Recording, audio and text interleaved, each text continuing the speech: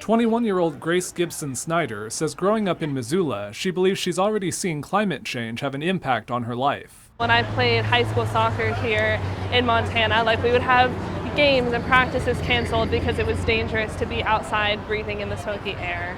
I grew up going to Glacier National Park, and I've seen the glaciers melting, and I want those glaciers to be around for the rest of my life and for my children's life.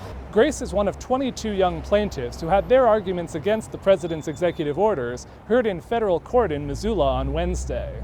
After a day and a half of testimony, the courtroom was full once again Wednesday afternoon, as attorneys turned their attention to legal arguments. The plaintiffs' attorneys are seeking an injunction to stop the implementation of 3 orders the Trump administration says are going to unleash American energy production. They argue those orders are directly harming the young plaintiffs by encouraging more fossil fuel production, leading to greenhouse gas emissions and other pollution. The expert witnesses over the last 2 days testifying that the scientific consensus is that each additional ton does matter to these plaintiffs and to the general public.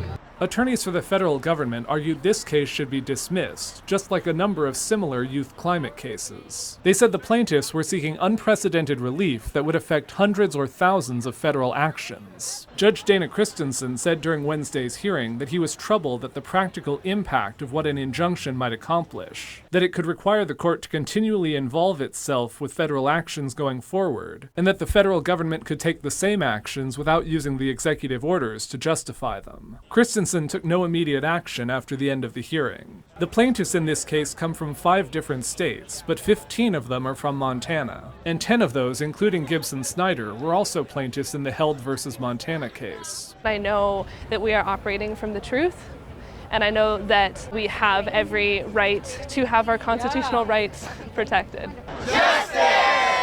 In Missoula, Jonathan Amberian, MTN News.